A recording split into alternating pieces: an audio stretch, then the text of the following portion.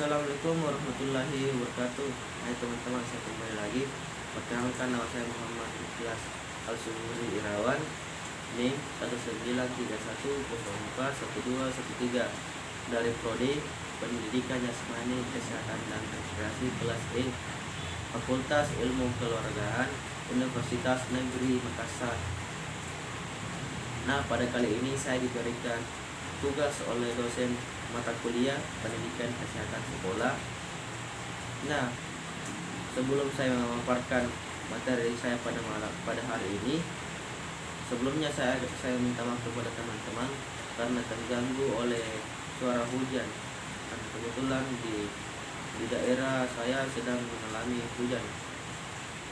Untuk mengefisienkan waktu, saya akan membacakan dan memaparkan materi saya pada hari ini dengan judul Pendidikan Kesehatan di Masyarakat. A. Tujuan umum. Setelah mengikuti proses belajar, peserta didik memahami dan mampu melaksanakan pendidikan kesehatan di masyarakat. B. Tujuan khusus.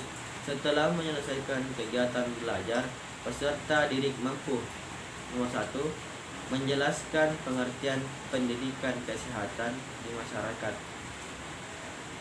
Nomor 2, menjelaskan tujuan pendidikan kesehatan di masyarakat. Nomor 3, menjelaskan efektivitas pendidikan kesehatan di masyarakat.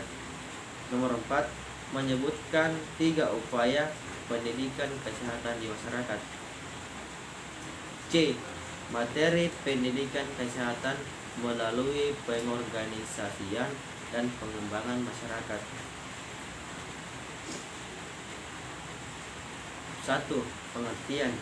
Penelitian kesehatan di masyarakat merupakan upaya menyalurkan masyarakat mengenai pentingnya hidup sehat dan pentingnya perilaku sehat melalui peningkatan pengetahuan masyarakat. Melalui kegiatan ini, potensi masyarakat digali dan dikembangkan menyelesaikan permasalahan yang dihadapi pada kegiatan kesehatan di masyarakat.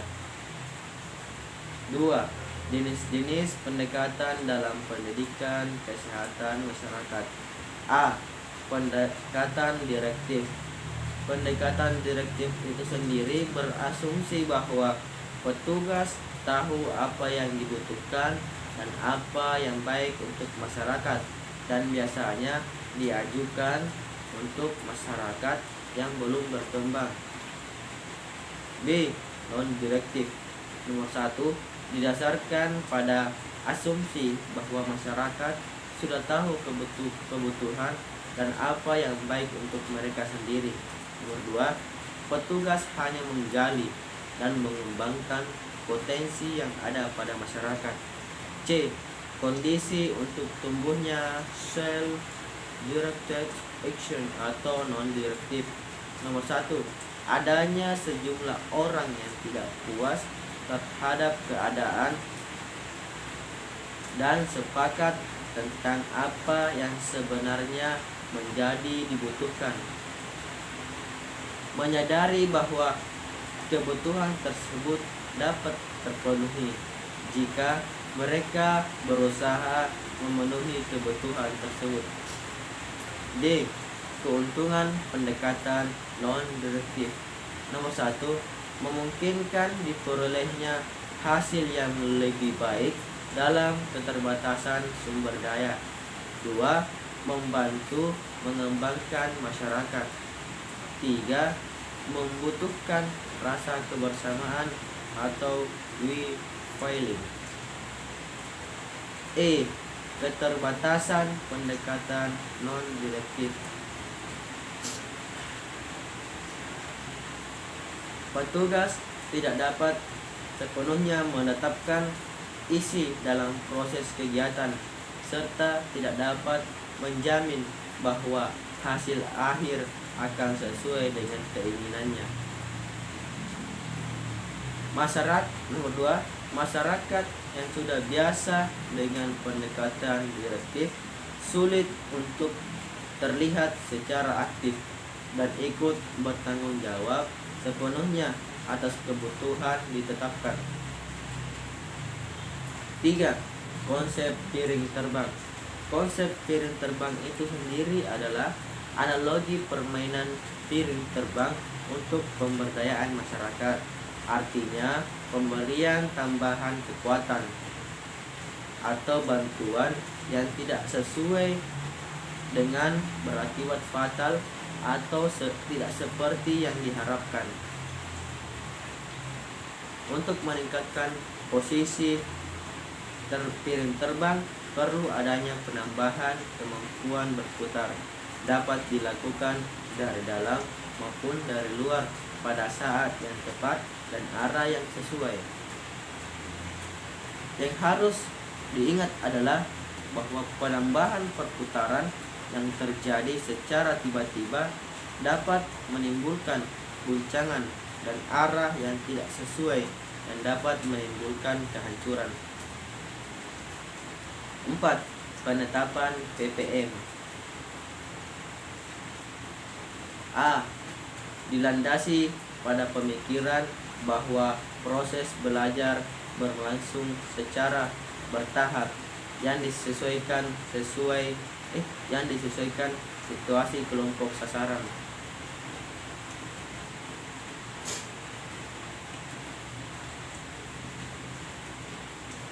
B. Penetapan gaji menggambarkan proses pendelegasian wewenang dari petugas kepada kelompok sasaran agar semakin mandiri. C. Keterlibatan sasaran yang pada awalnya lebih banyak pada kegiatan yang bersifat pelaksanaan secara bertahap ditingkatkan pada kegiatan pemantauan, perencanaan, dan penilaian. 5. Konsep gotong royong. Konsep gotong royong ini sendiri erat kaitannya dengan konsep kelompok primer dan sekunder. Artinya, konsep gotong royong lebih sesuai untuk kelompok primer karena mempunyai kesempatan untuk berkomunikasi lebih secara intensif. Hal ini penting karena penerapan konsep gotong royong harus mempertimbangkan sifat-sifat kelompok. 6. Kegiatan PPM sebagai pengalaman belajar. Regulate outcome situation atau situasi belajar adalah kondisi pembelajaran di mana petugas mengharuskan masyarakat berperilaku tertentu, dan jika masyarakat tidak mau melaksanakan dapat memberikan sanksi atau pelanggaran terhadap instruksinya. Skenario seperti ini diberlakukan jika ada ancaman terhadap orang banyak seperti wabah dan bencana.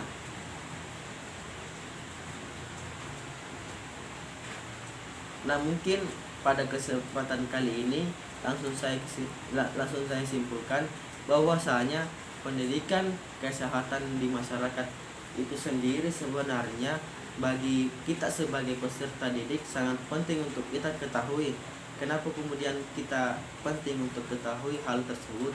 Karena pada saat kita kembali ke dekat masyarakat di kampung kita sendiri, pendidikan kesehatan itu diperlukan. Karena tujuan setelah menyelesaikan kegiatan belajar, peserta didik mampu menjelaskan pengertian pendidikan kesehatan di masyarakat itu sendiri terkhusus di kampung kita. Kemudian dapat menjelaskan tujuan pendidikan kesehatan di masyarakat sehingga masyarakat lebih paham akan hal tersebut. Kemudian menjelaskan efektivitas pendidikan kesehatan di masyarakat agar masyarakat tersebut lebih terpahami, kemudian lebih meyakinkan dirinya untuk mengikuti pendidikan kesehatan. Kemudian yang ketiga itu yang terakhir menyebutkan 3 upaya pendidikan kesehatan di masyarakat. Nah, itulah tadi mungkin yang sempat saya paparkan seputar tentang pendidikan kesehatan di masyarakat.